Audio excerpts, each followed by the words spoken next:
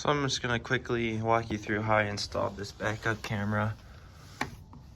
I'll show you what I did with the wires and what I connected it to and everything I used and whatnot. So let me just show you real quick. It connects to the head unit which I installed, and I scratched it when I was installing it, so be careful with that.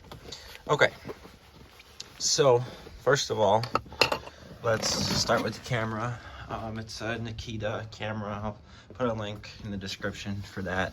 It was like $35 off of Amazon. So all I had to do was drill a hole in the plastic back there to install the camera into. And then you take all these screws off of this plastic piece, and this comes off. And there's another metal piece that runs back here. You unscrew that, and you can run the wires through. It's actually perfect because there's a hole back behind this piece, which you have to take this piece off too.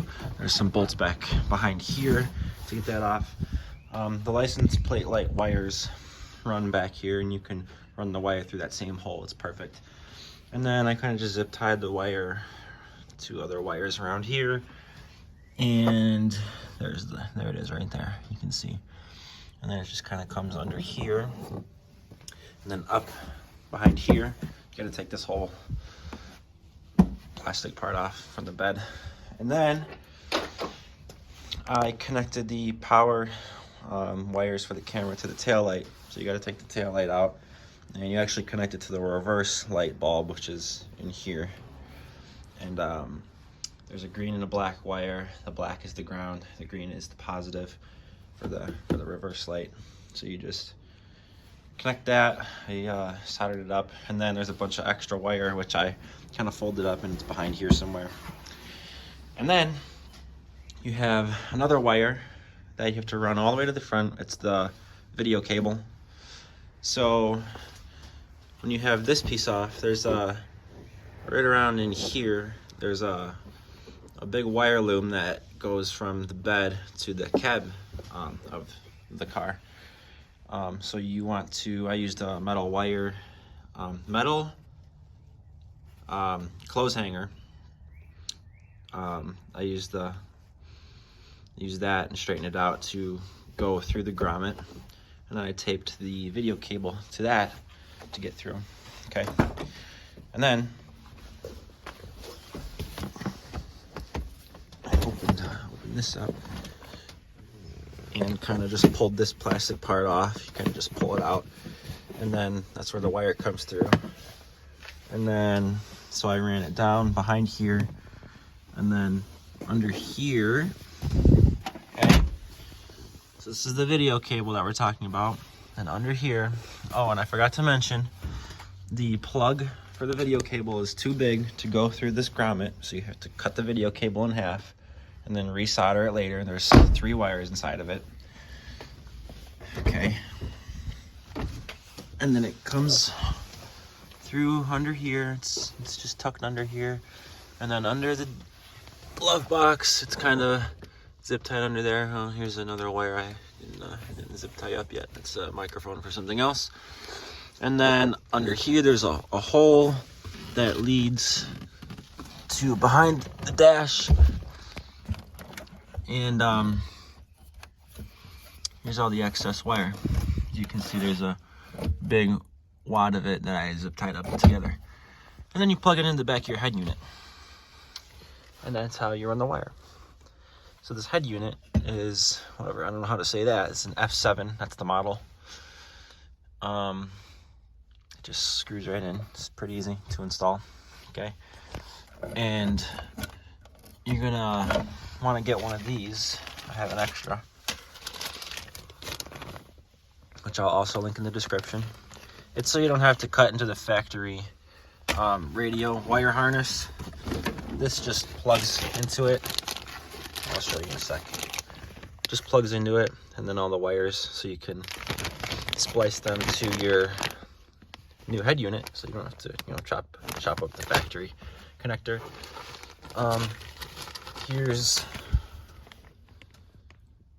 what all the wires do, which is pretty good. So you're just gonna wanna make sure you use all of these because this is what plugs into the car. You're not going to end up using all the wires that come from the head unit. There's like 4 that you don't get used. But the one that's for the camera, the trigger wire, is the pink one, I believe. They're all labeled. It's really easy. You can see them all back there. Way back there. The blue caps on them. Super easy. And yeah, so you just do that. And then the camera should work on your new head unit. And that's basically it. So, and the reason why you want to connect the camera to the reverse light is so it only gets power when you're in reverse. Because if you connected it to the tail light, it would have power all the time, and this screen would always just show the backup camera, and you don't want that. So you just want it when it's in reverse. But besides that, that's pretty much it. You're just gonna have to take apart, you know, the trim and stuff, which is really easy.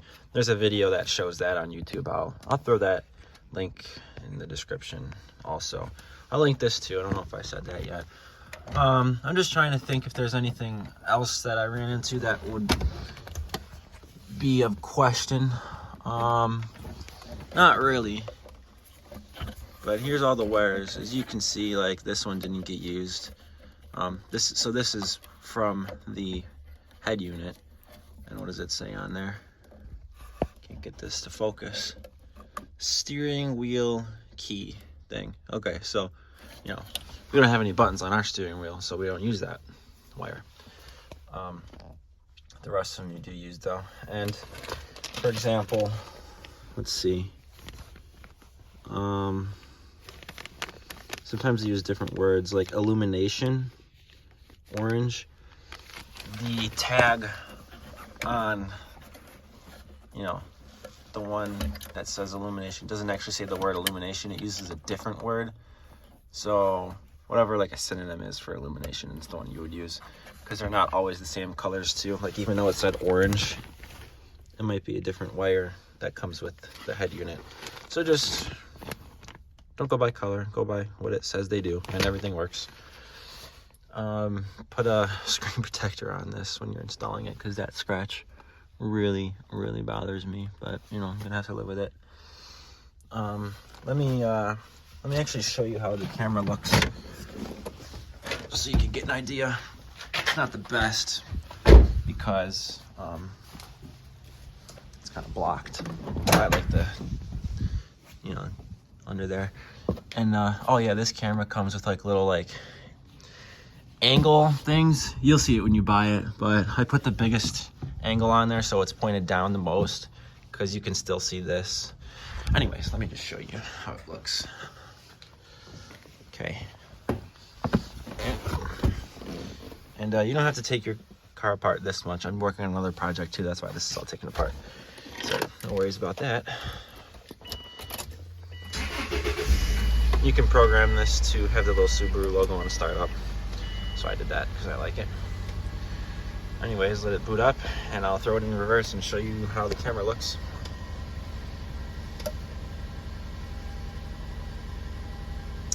Okay.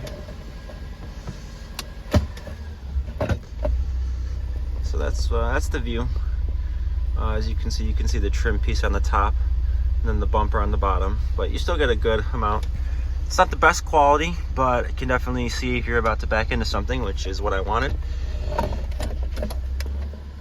And overall, this unit is pretty good. Pretty responsive to the touch and everything. So yeah, pretty happy with it overall. It comes with Apple CarPlay. I just didn't do that yet, but anyways. You can get I said that earlier, this is the F7 model. You can get the F7 XE, which has wireless CarPlay. And here's the microphone I mentioned earlier. Just clips up here, and the wire. I just ran down the pillar, took this plastic piece off. Why is this so blurry? The A-pillar trim, and then ran it back under the dash. I just didn't secure it with the zip tie. So I'll have to do that in a second. But other than that, I think covers all the questions that anyone would have. Just let me know if you got a question and I'll totally answer if I have the answer for you. But other than that, that's how you install the backup camera with the new head unit and a Subaru Baja.